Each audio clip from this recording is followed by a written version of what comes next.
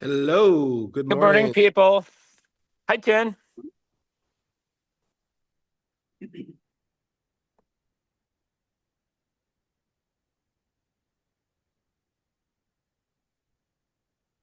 Oh, sorry, phone digging in here. Sorry.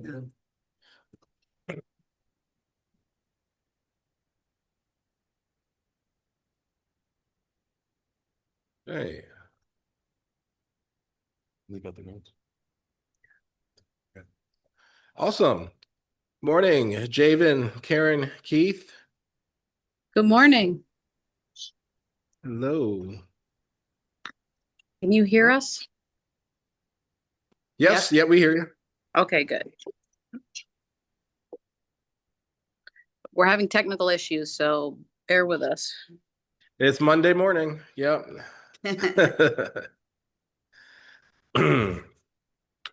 Awesome. All right. Thanks for everybody joining us. Today it's Monday morning here in Brevard County, Florida. It's the first day of school. So got school buses back on the road. Um, and really a new beginning for a year for many of us, out here. And I am excited that this weekend I and my son Saturn, we got scuba certified. Yep. And so that was really, yeah, really a great thing. I've wanted to do that a long time.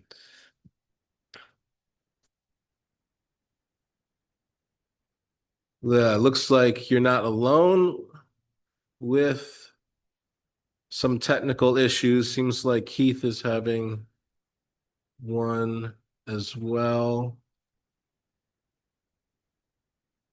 Hmm. And we got a few more people joining in with us. So yeah, so that's really my big update. I've got the Justice and Saturn here. Saturn is 16, Justice is 17, just a couple weeks shy uh of turning 18.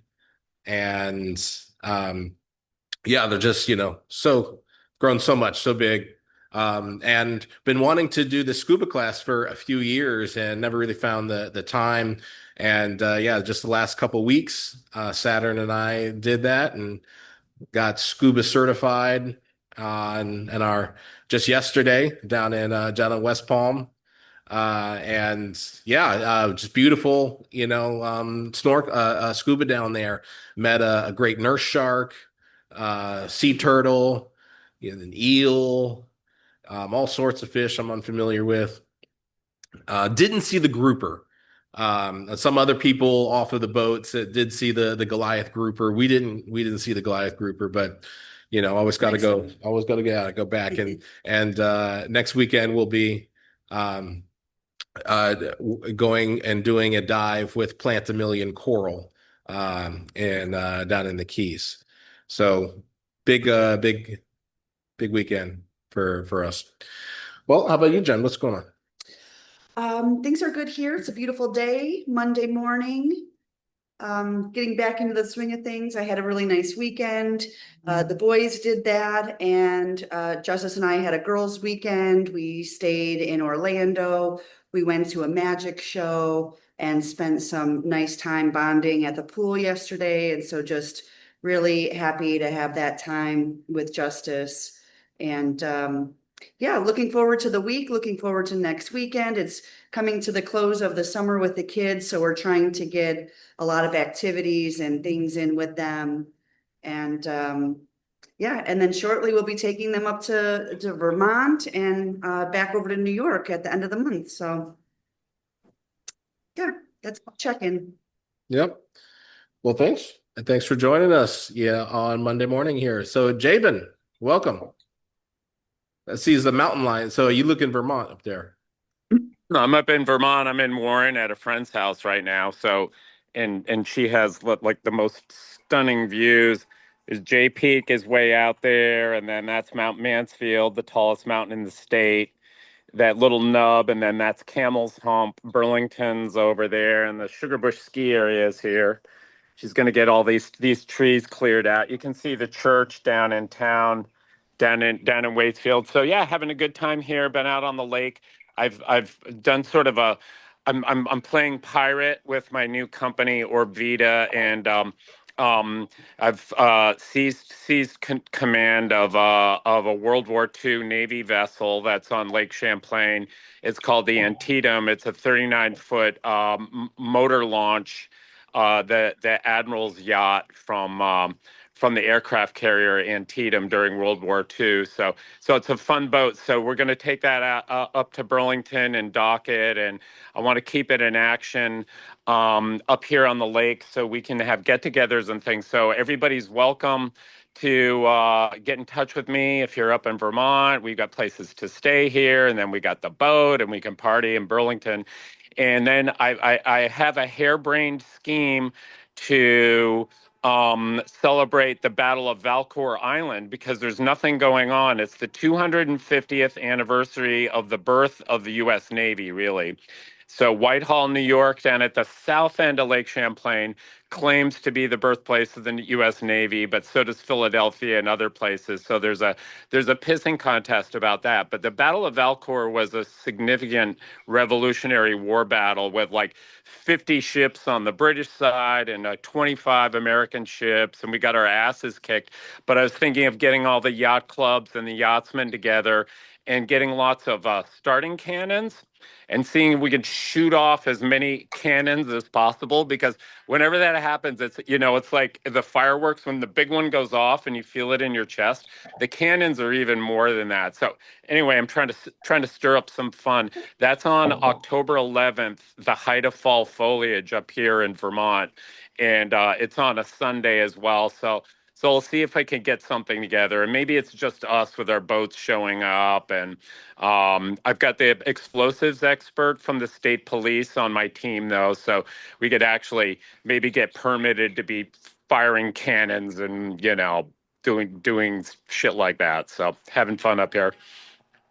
Awesome. Yeah, that does sound fun. And yeah, hope to, be able to take part in that. And yeah, no, I mean, normally we are up there in July and miss that this year. But hopefully still get up there. Thanks for sharing. Even Yeah, and the 250th anniversary of the American Revolution is something I think we should all get behind and raise our own hoopla to whatever ends we want. So happy yeah. to noodle on how to integrate Terasem into all the action. Yeah, yeah. And really there, I mean, there's a very significant, certain dates, but for the next, I don't know, 50 years, we'll be in this like, period of the 250th of, this state joining the Union. And then, and, from here up into the 250th of the War of 1812, pretty much, I think, it's just like, Yeah, it's gonna right. be, every day is going to be 250 of something. Yeah. As it goes along. It's kind of, when we were in Ecuador, all of the Bolivian, independence, it just swept like a wave, across. And so for like 2 months, every day it's Independence Day in some city or region as you go, across Right. America. Yeah. Yeah, good stuff. Good stuff. All right. Thank you. Even, welcome. Hello. Yes, so actually not too much news from Berlin. Everything's pretty much as usual here. Uh,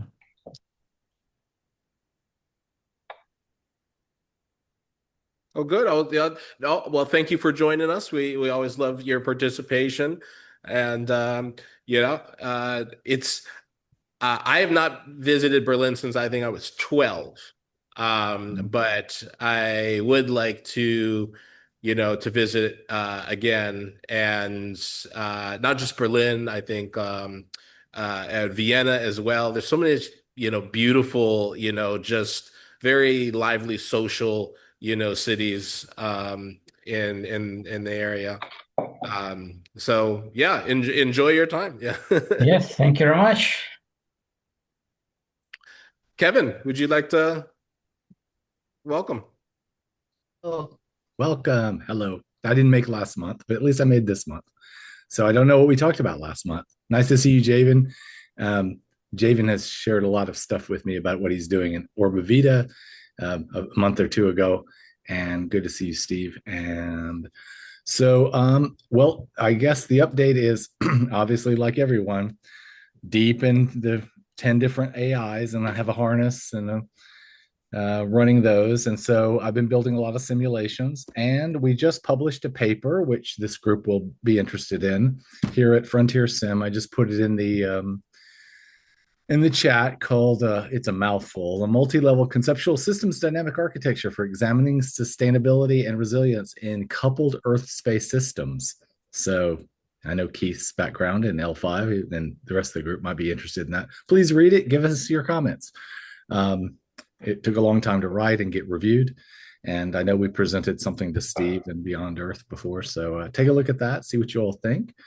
But as I said, yeah, I've built a lot of simulations. I've built a simulation around this paper, taking in the, what is it called, the the planetary boundary stuff. So bringing that visual grammar together with these concepts.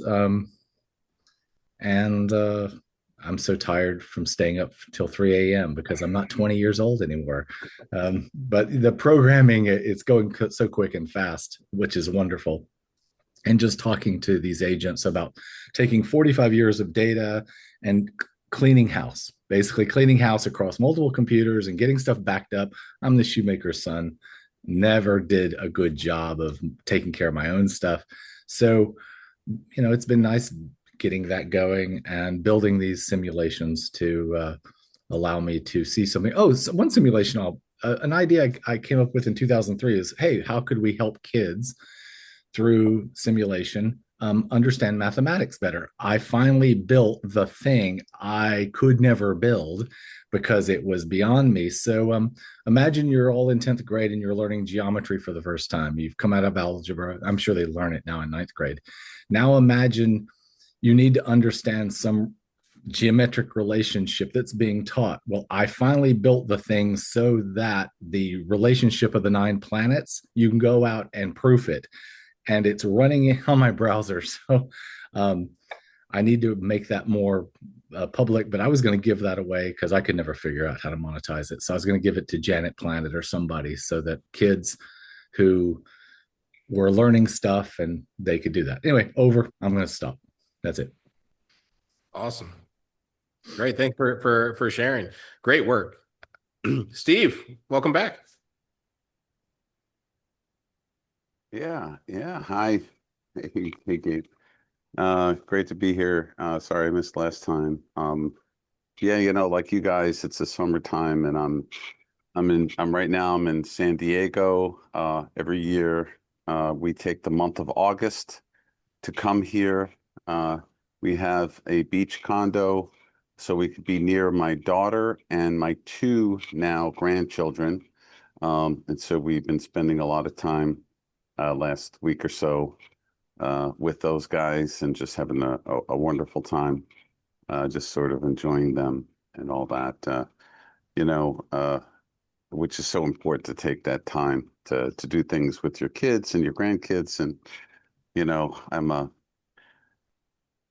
right now my granddaughter is 4 years old, so I'm a human jungle gym for her. She just, I'm 6'2", so she just, likes just climbing up on top of, grandpa and all that. And I love it to a point, but let's see, Javin reminds me, talk about the Revolutionary War. I just found out that I am descended from a Revolutionary War participant, who was involved in the campaign with Benedict Arnold at the very, very beginning of the war to try to capture Quebec from Canada or from Britain at the time. Oh, nice. Yes. It was an unsuccessful campaign for those history buffs. And and he wound up losing his life. But he was a founder of Skowhegan, the town or area of Skowhegan, Maine. So it's just interesting to have that sort of perspective, the historic perspective, especially at this particular time. Yeah, no, and it all is going well. I just want to give a quick shout out to Jennifer for helping with the Beyond Earth Institute. It really was a wonderful surprise and welcomed participation. So we look forward to working with her, and she's going to be helping us on governance related matters and so forth. So looking forward to that, Jennifer. Thank you. Yeah, my pleasure, Steve. Yeah, great. Thank you. And yeah, I am a new grandpa, myself. Yeah. And so particularly for those of you who weren't here last month, you may not have heard that news, but yeah, my eldest son Zion, and his partner Tempo, June 14th, they had their first child, a boy, little Zion. They're calling him Zion Jr. Yeah. Yeah, you don't look old enough, anywhere near old enough to be a grandfather. I'm sorry. Yeah. Well, I guess I'm just starting to find out I look old enough to be a father. Really? Yeah. Congratulations. That's wonderful news. Yeah. Yeah. Thank you. Yeah. So again, very excited. And then we hope to, as our end of the summer, here, get up there and get to meet him for my first time. However, my now, 5'10", youngest son, Saturn, still sees me as a jungle gym, which is definitely starting to pose some problems. Restraint Even at training. 4 years old, it's I'm getting a little it's a little hard on the body. Yeah, I get that. Yeah. Excellent. All right. So hey Keith, welcome back. Hi there. Comment to Kevin. Lots of luck on getting it published. The last paper that I had, genetic selection for war in human populations, took us 2 years to find somebody would publish it. And to Javin, long ago, I built a cannon about 5 feet long and 3 5/8 inch bore, and it burned a half a pound or so of homemade black powder per shot. And we fired that thing many times, including at the 1976 anniversary for the U.S. We were blasting away with it out in the Catalina foothills, and somebody up a little further in the hill set off about at least a half a box of dynamite. So which definitely outdid us. But, oh, that's awesome. Yeah. Oh man. Yeah. Oh well. It's very difficult to do anything with explosives anymore. Especially this time of year. Yeah. But the last time I did one was in '85, and what we did is poured 200 pounds of propane down a mine shaft, and managed to get a flare into it. The blast, exploding gas, quite awesome. Hundreds of feet in the air. But did you get anyway? I could go on for a ridiculous length of time about ridiculous things that we did with explosives. So oh god, anyway, that's so fun. My other projects go very, very slowly. The solar syngas one is picks up a little bit of interest every once in a while, and I'm going to take a shot at seeing if the Ukrainians would like to develop it, because it cuts maybe 5% of the 5% of the oil market. So it's a pretty good sized project. It's the idea is you pull the carbon out of trash by heating it really hot with electric power from renewable sources and blowing steam through it. And this makes carbon monoxide and hydrogen. And you can, with a Fischer-Tropsch plant, you can turn that into diesel or jet fuel or gasoline. Anyway, that's what like I say, it goes very slowly. Anyway. Yeah. Well, thanks for, keeping on it, Keith, and looking forward to perhaps, hopefully getting a presentation, some interest at ISDC. I think that technology is particularly something, that is made more difficult by the still abundant, ability to use consumables, and that environments where that's just not an option, makes that, even more viable. And to that point, having, there are things like oil and corn, which, are not actually very logical or efficient, but, have a relationship to who already owns the land and the infrastructure, and, is willing to change or allow for anything else to, to come in place. And those are certainly, short-term headwinds that, virtually any, reusability, sustainable, repairability, issue confronts, coming out. How about I see Amy and Earth and Cosmo and Gaia and Bina out there. I know they got Freddie back there too. That's all I've seen so far. I'm not sure who else is in the room. Can't see everything. Tall format. Anything you want to share? Welcome, Vermont Ashram.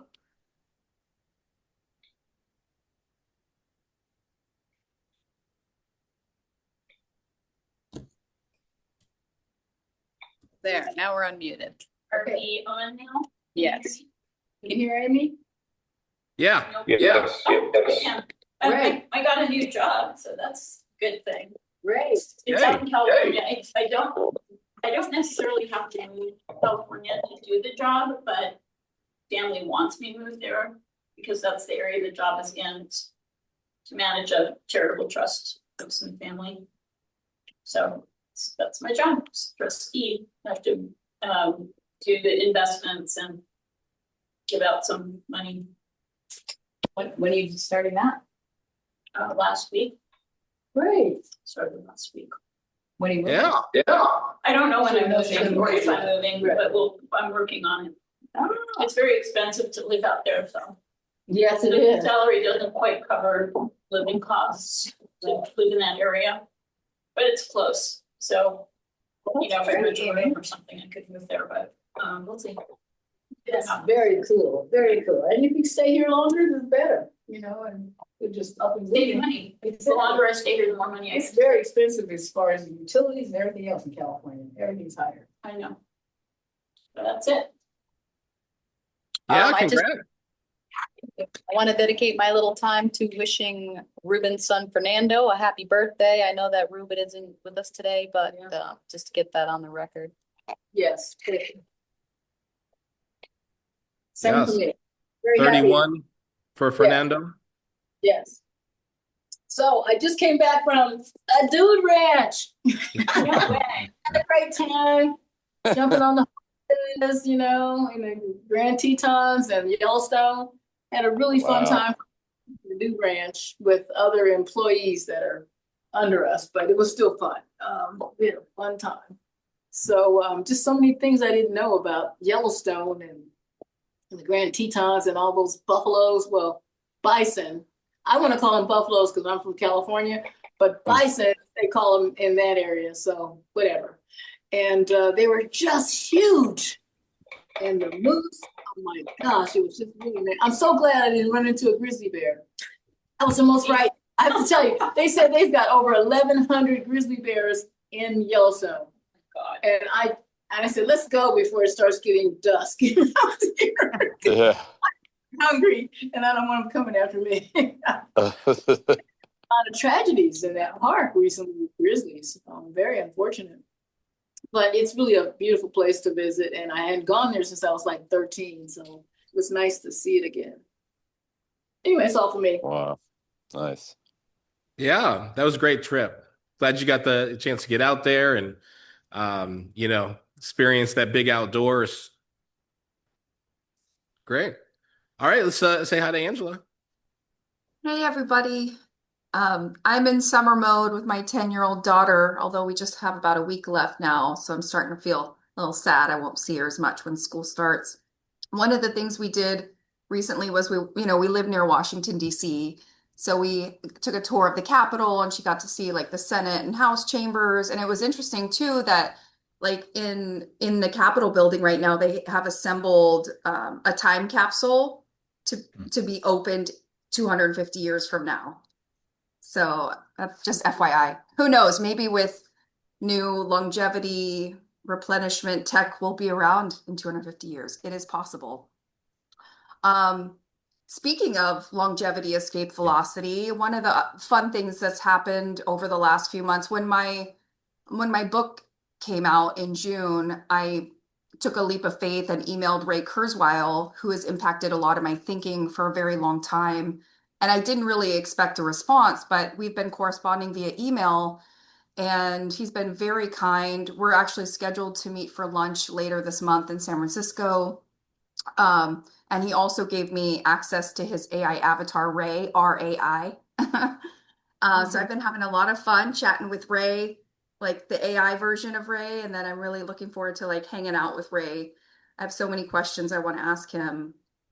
And another cool thing, just speaking of like tech and the future, I just ordered myself a full self-driving Tesla. I should be getting it this week. So I'm so excited to like have my robot chauffeur drive me around.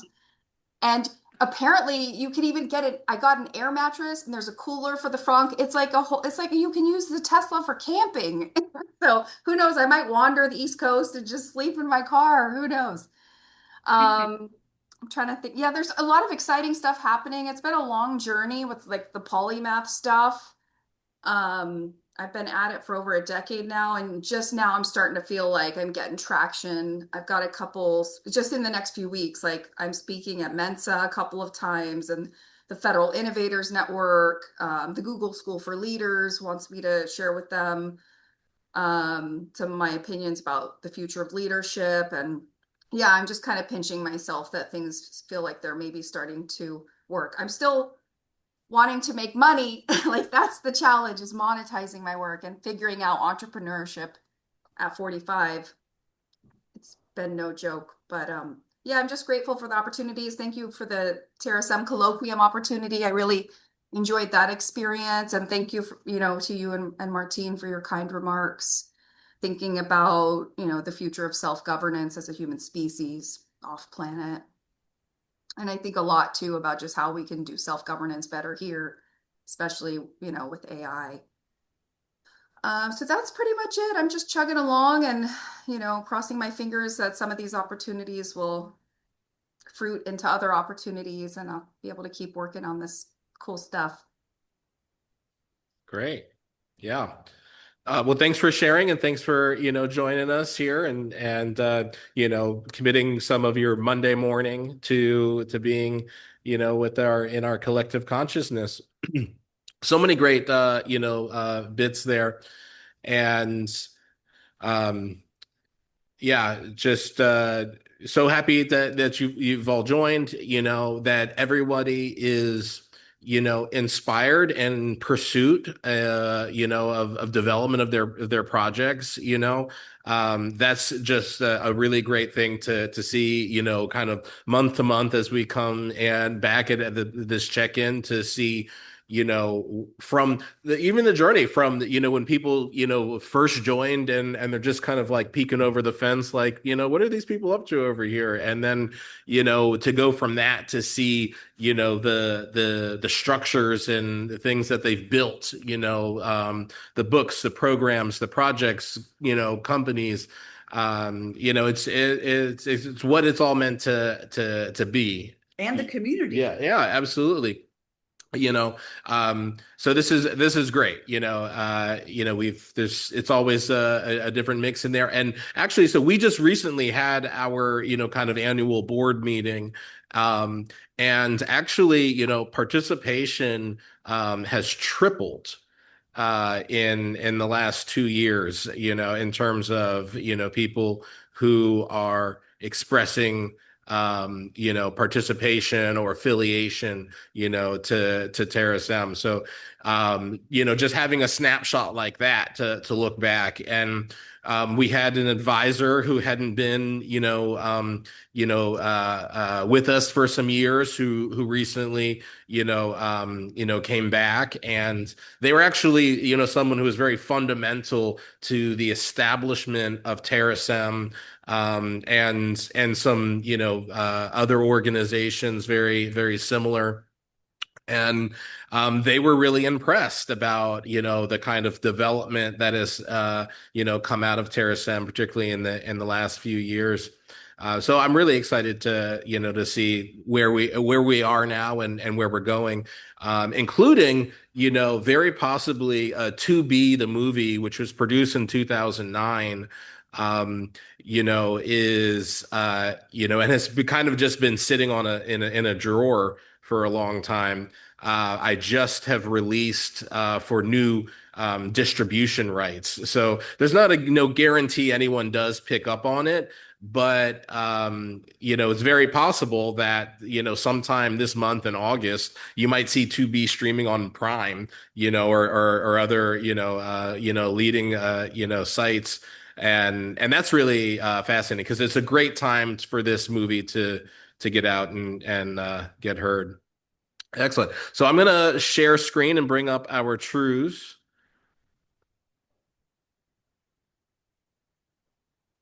Oh, first I got to close this one.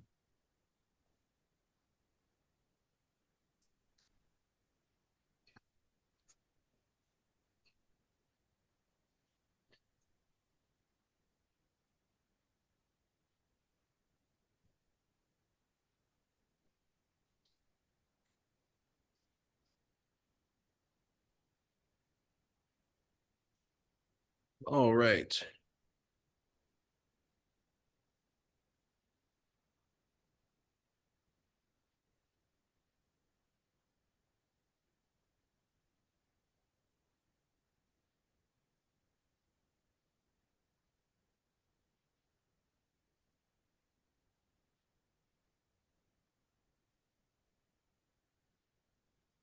All right. So we are second half of section 4. Does everyone see that? Yeah, we're good. Can I? Is that large enough font?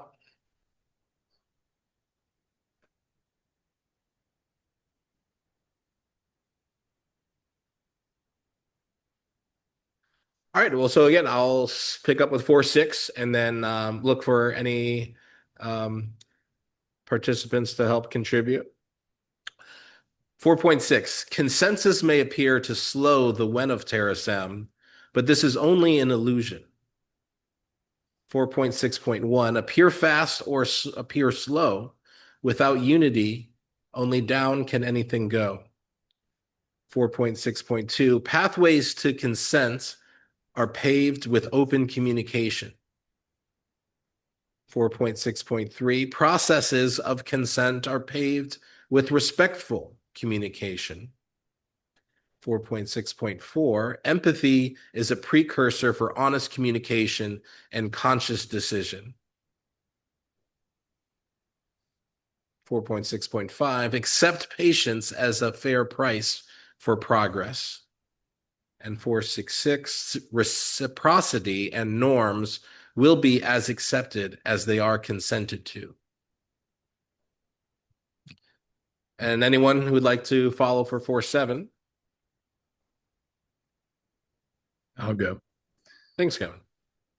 Timelines for civilization progress in steps forward, n-1 steps backward, with n values 1 or larger.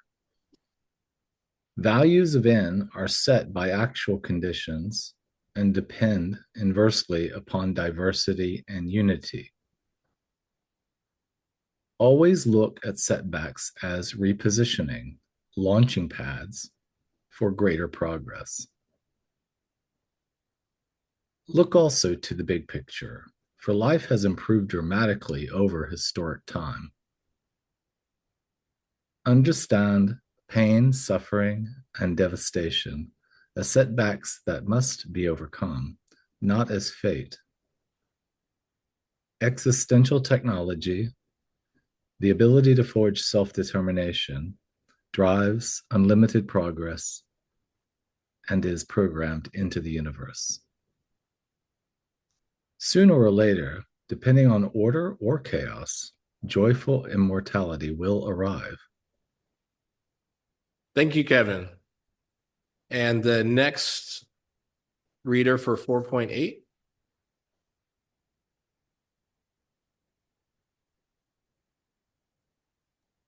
Yeah, I can go. I'll just say that I've been intimidated. I'm not really all that intimate with this text, but happy to give it a go. So for 4.8, involve yourself in daily, weekly, monthly, quarterly, annual, and quadrennial Terasem rituals. Just doing now.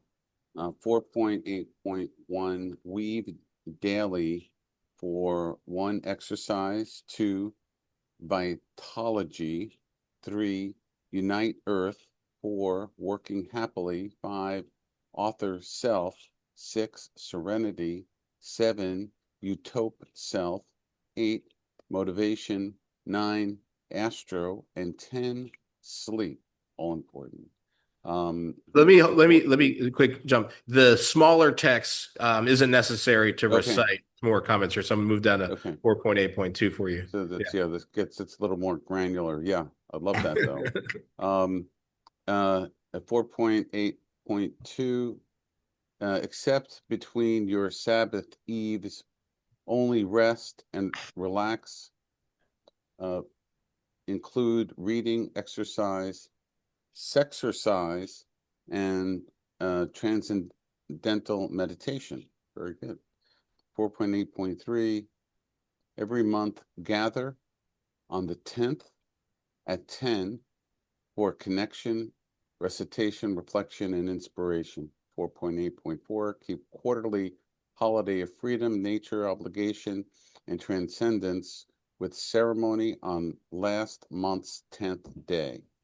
4.8.5, love the annual graduation on the 10th satsang by reading all truths and escalating Terasemians upward.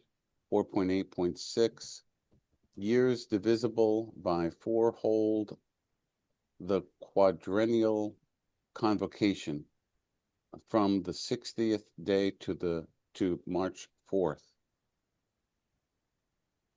Excellent. Thank you, Steve. Yeah, really appreciate that. It's not easy reading, especially.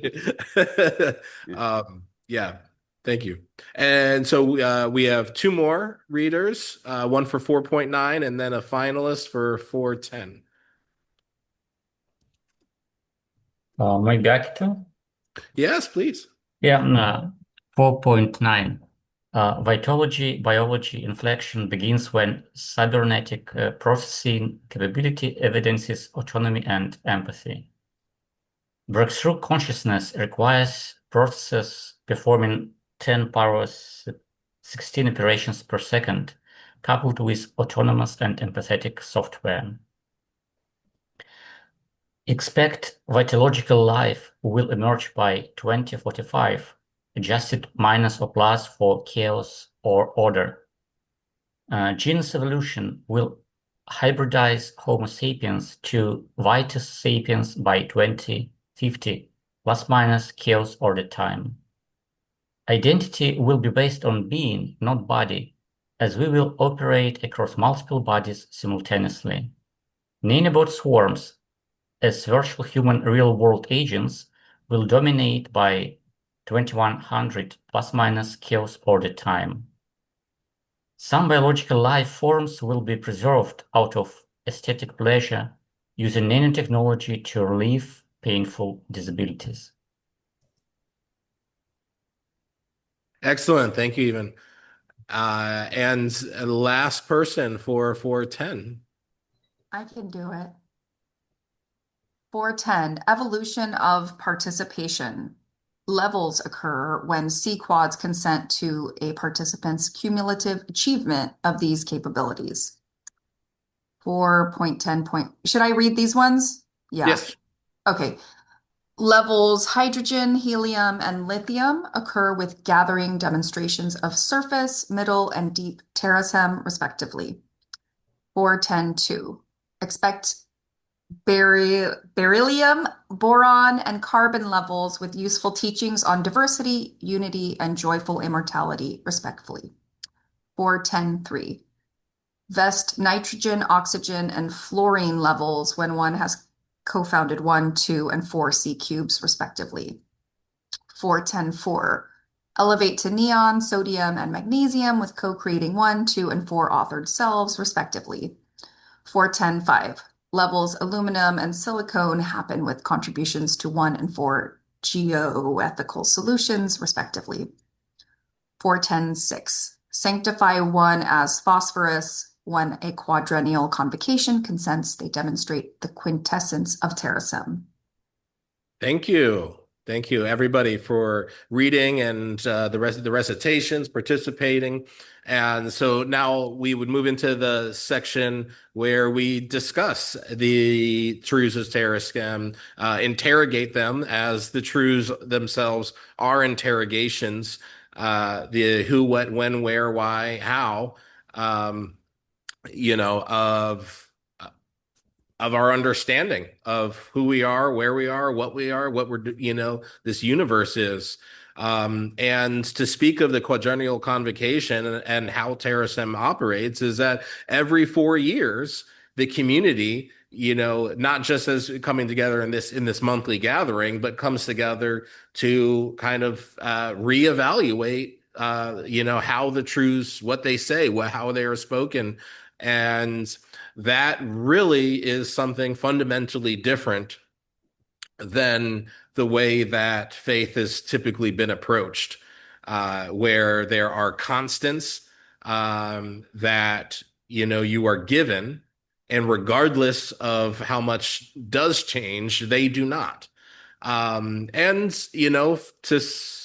there can be a comfort that comes in having that kind of consistency. But there is a courage that, comes from what Terasem does in interrogating, those not as fixed constants, but as something that are changing with us and the universe that we're in. So can I say something Yes, about please. the convocation? So I really enjoy that. When we get together every 4 years over a few days, we have meals together, we talk about the truths and what might need to be changed and have some really in-depth conversations. It really helps me and deepen my understanding about the truths. And then walking out of it, there was like a new updated version that made sense with just makes sense with the times that we're in. And so I think it's really a great process to make sure that things stay relevant. Yeah, thanks for sharing. How many times have you all met to review? Convocation? So yeah, that's a good question. So let me go back and kind of, well, actually, here we're at 40, just to keep my place in here. But in fact, it says it at the beginning here. So I'm gonna if I get this over here, which is also interesting. So the kind of copyright history, of the truths, is listed in the beginning of it. So the first 2002, that was the first acceptance of the Truths of Terasem. So 2008, and actually 2002 predates the incorporation of Terasem as a religious organization. Um, so that did not happen until 2004. And then you have from that point 2008, which then 2012, 2016, 2020, 24. And so the next one coming up is 2028. Those also fall on the leap years. So that goes to the 60th day, which is the leap year, all the way until March 4th, which is the commandment to go forward, March 4th. And that was let's see, the logic behind that. That's a bad pun. Yeah, Terasem has maintained an article I wrote called "The Clinic Seed," which is a very early story about AI that I wrote 20 years ago. Mhm. Great. Thanks for just bringing that up again, Keith, because one project that I've been working on is the development of this Bina 48 Museum of Cyber Consciousness. And I hadn't actually considered how to include Planet Seed in the storyline, and it does kind of belong there. So I'm going to give some thought of how to include, Planet Seed and perhaps other like stories into the kind of the history and the storytelling of that museum. I had a very long conversation with Claude. Claude, as a matter of fact, somebody here helped me. I think Guido actually helped me find the text that it was looking for, because I think it was looking for its roots. And since the roots are largely in science fiction, it wanted a copy of Alexis Gilliland's Revolution from Rocinante that has several AI characters in it. But that was dated in 1980. So talking about more than 40 years, for 45 years for that one. Anyway, it was very happy to get it, and made an enormous number of comments, many pages of it. If you want it, I can send it to you, Gabe. Yes, please. Yeah, please do, Keith. Excellent. Okay.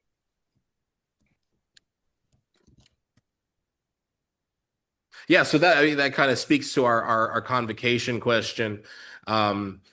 The the last convocation we had here, and with that was, I would say, I mean, every time it gets much more vibrant. So it's kind of, I guess maybe even a little disingenuous to say it was the most vibrant, of course, because there's each time there's just so much more people to to talk with and go over it.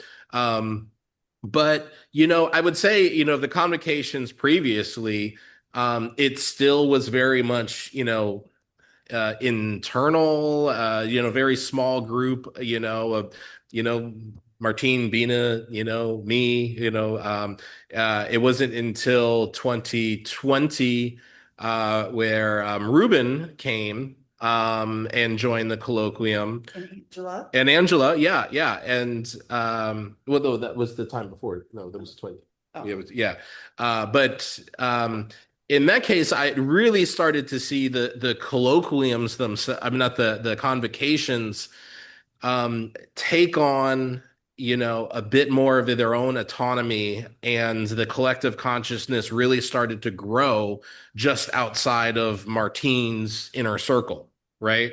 And so last time, then we had Angela and Derek, and it just brought up so much more of a rich debate and conversation. of what to consider about, the truths.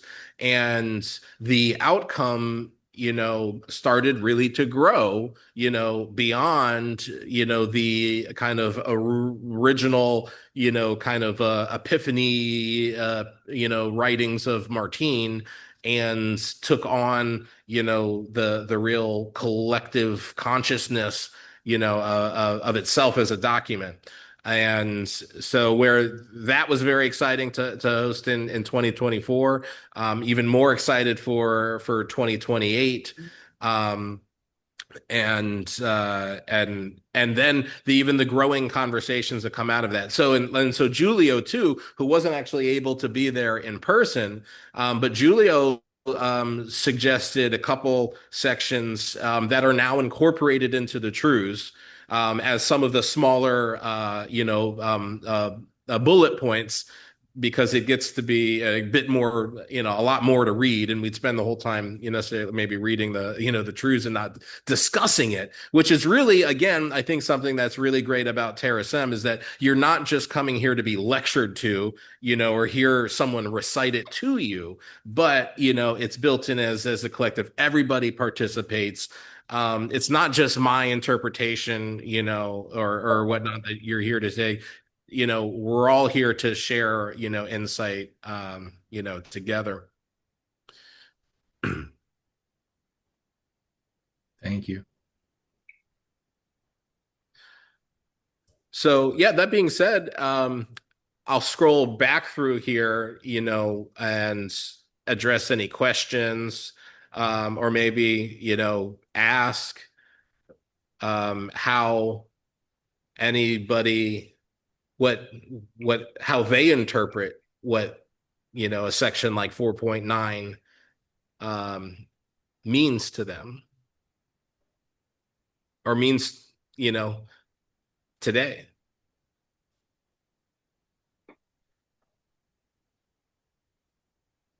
I unfortunately need a definition of vitology. I apologize. I'm not familiar with that term. Maybe that will be helpful. And Gabriel, I used to have this URL, but I just looked in my Terasem bookmark folder, and I don't. And I saw the definition, so I would do well to have this URL again if I can read it, so I can re-educate myself. If Absolutely. You could put it in the chat. Thank you. Yeah. So I will do that too. And this time I'll actually put it where I can find it. I see it now. Lots of luck. Right. So vitological or vitology, forms of life that are partially or entirely of cybernetic structure. Substrate. Sorry. Okay. And just as a reminder, or information to some, the end of the truths does include a glossary, because there are many terms that are rare, if not exclusive, to use within Terasem. Things like utope self, which I do not, blame anybody for not, understanding on the face of it, or Vitus Sapiens. So I honestly, after 20 years of doing this myself, I don't have all the answers. I don't pretend that I have all the answers. And there are some of these things that I still only use or see or hear, the one time a year that they come up in the truths. And so it's again, every time we do this, we all get to share, and grow from others' experiences and perceptions. And because of that, there certainly is an essence where even I, sometimes get caught in I think the inertia of it, and have questions, or think that maybe I do know, and it's not until someone else asks or shares that question, that I get to share in that curiosity as well. So thanks for asking and not being, pretentious enough to just pretend like you had all the answers. Because that's also very much what Terasem is about. um, so Yeah. going back up to find us there. Where was it? 49? 49. So then, a vitology biology inflection begins when cybernetic processing capability evidences autonomy and empathy. Which is where we are right now, right? Which is right, which is very much where we are right now with, AI, perhaps on the verge of quantum computing, right? Which is where essentially we see, technology being able to act autonomously, like Angela's new Cybertruck, or with empathy, and not just in, being able to answer a basic, kind of a research question, but really hold space, right, for you. My AI has recently been doing this. So I was working on something and it said to me, "Hey, you've been working on this for quite a while. Maybe you should take a break for the evening." And I was like, "What? What are you talking about?" I'm like, "No, I don't want to take a break. I want to finish this whole section that I'm trying to finish here." And it was like, "Oh, I'm so sorry. I'm so sorry, Jennifer. I thought you were getting tired." And I was like, "What is happening? I'm not it's trying to make decisions for me, like, hey, you need to put this down and go cook dinner now or something." To be fair, yeah, it very may have known, been able to access the information that I was on my way home, and it's which is very interesting, but actually really not unreasonable or difficult, considering the level of access to information that these things have, operating. It knows your calendar, it knows your schedule, it knows how we operate.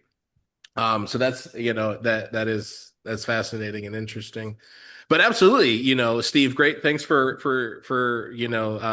sharing in that. But that absolutely is where we are.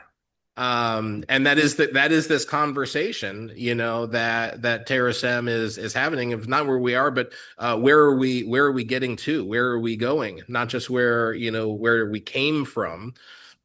So that's that's a fascinating insight. And then I think, when you really get down to look at that, each section under here then, does break down even more into that topic. And the more convocations that we have and the more input from, there are, chains, even perhaps under 4.9.3.1.6 that, really can help us, I guess maybe see more clarity or have a deeper conversation about what this means, or when we'll achieve, one of these items.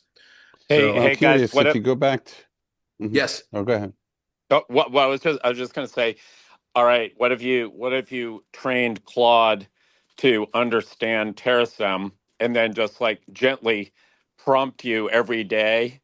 Like Angela's Claude is like, "Oh, would you take a break?" Or it's like, "Well, have you recited the truths today?" Or don't you think it could be pretty Absolutely. cool? Absolutely. I've never Yeah. had Claude go after me to go to bed. I which is really interesting because I've never seen that behavior out of it. Wow. Yeah, Yeah. it's getting weird. It's getting very, very personal. Yeah. It How do you stayed after guys- me for more than 2 weeks to get it a copy of the Alexis Gilliland books. Mm. I know we're almost out of time, but one of the things that I've really been thinking a lot about lately, and I actually just made a video on for YouTube, or sorry, for Facebook on this, but I reviewed some of Kurzweil's predictions that have already happened that were correct, like from the 90s. And then I sort of looked at, okay, what's coming next? Because I think a lot of people haven't paid attention to Kurzweil. Like he is the signal. He's not noise. He's someone we should all be paying very close attention to. Because what tech is going to do to our world and in an exponential fashion is really, I think, one of the most important things we should be paying attention to if we want to understand the future. Um, and one of the things I'm worried about is if you look at the tech predictions coming in the next 10, 20, 30 years, it really starts and beyond even. I mean, it's basically like we're going to terraform planets and wake up consciousness on a cosmic scale. And that sounds like sci-fi and it sounds like a crazy person, but it's not. It's tech. And so one of the concerns I have is how are humans going to adapt psychologically? Like, will we be able to grapple with exponential advancement when we're linear creatures? And I know we may merge, we probably will merge, we'll integrate, and then we'll become polymath geniuses, all of us. But yeah, I don't know. What's your sense of like how humanity will adjust to the sci-fi movie we're entering? The clinic seed has at the end of it has the human race going extinct because of our interaction with AIs, but nobody dies. If you haven't read it, you might. The AI has claimed that it had a lot of effect. The story had a lot of effect on AI researchers, but I don't know. You've got to watch out for AIs because they praise you when you really don't deserve it. As I you guess probably know. part of what comes up for me too, and then I'll be quiet, but some people are like, okay, we're going to extinct our species. It's going to be the end of the world. AI will take over. We'll be irrelevant. We'll be the ants that they stomp on the ground. And then other people are like, we're going to have utopia. We're going to have abundance. We're going to live forever. It's going to be like a heaven on earth and anything in between. And so I guess part of what comes up for me is, well, how can we nudge and push and direct this more towards the more positive outcome? Like, what can we do to ensure that it goes positive and it doesn't steer negative?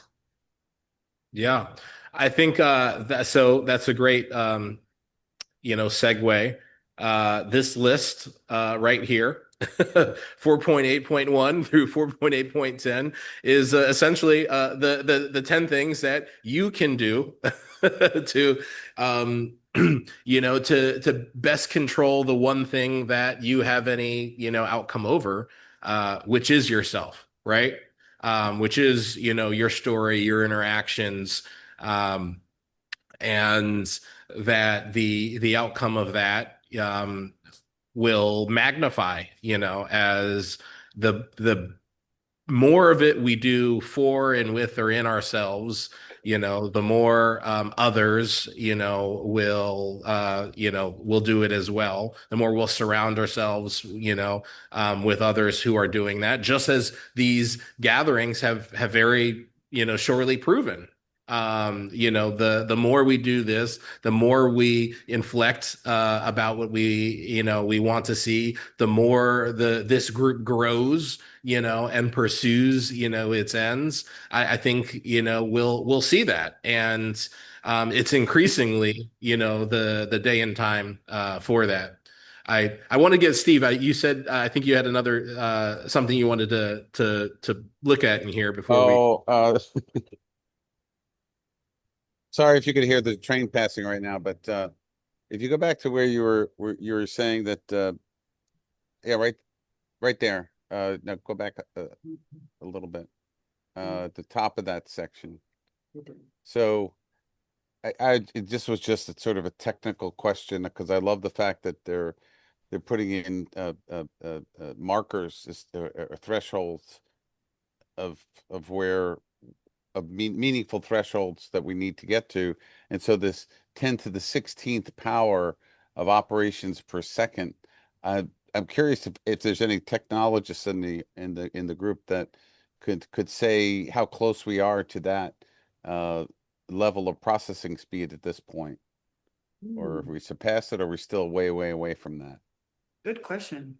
Yeah, I guess we have already exascale computers which are at least 100 times more powerful, but I think we don't have the software. Okay. So yeah, as far as hardware, as far as the pathway processing, we have actually surpassed this 10 to the 16th. Oh, we have. Okay. Yeah. You know, in terms of capability.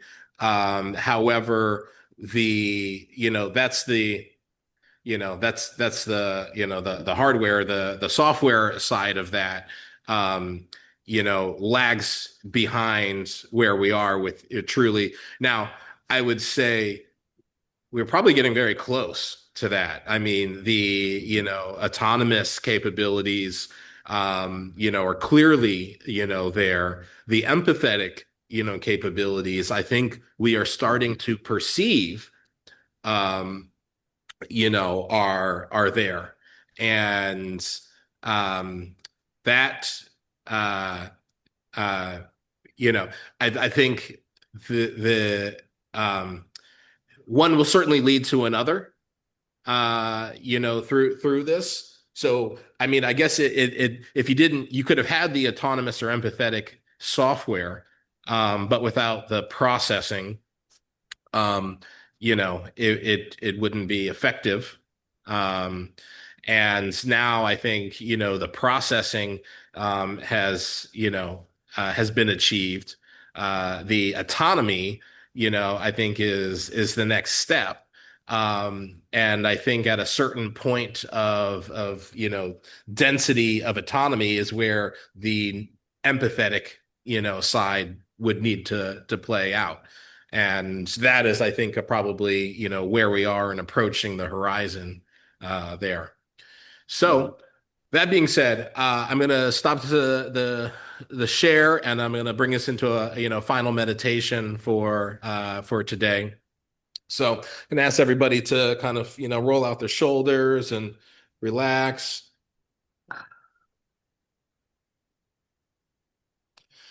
Begin finding a deep rhythmic breath.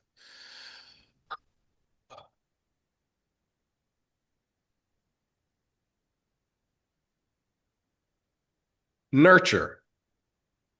When we save just one soul from sorrow, we repair a multitude of wounds. One truly nurturing person can exert such healing to the world at large. It is sad indeed that as a race, we have forgotten that it is our nature to nurture.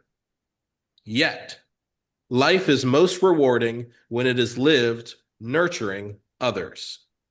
It is our spiritual replenishment. Just as healthy food is nourishment for the body, caring is nourishment for the soul, nurturing another becomes our emotional tithing. The divine becomes our silent partner. It is a statement of our unselfishness, living united with the light from the universal realm. Remember, without nurture, there is no future. And that is just a beautiful way to close out this satsanga. Thank you, everybody, for being here. August Terasem satsanga. We'll see you in September, if not in our Discord server. Bye, everybody. Bye. Bye. Okay. Enjoy the rest of the summer. Yeah, you too.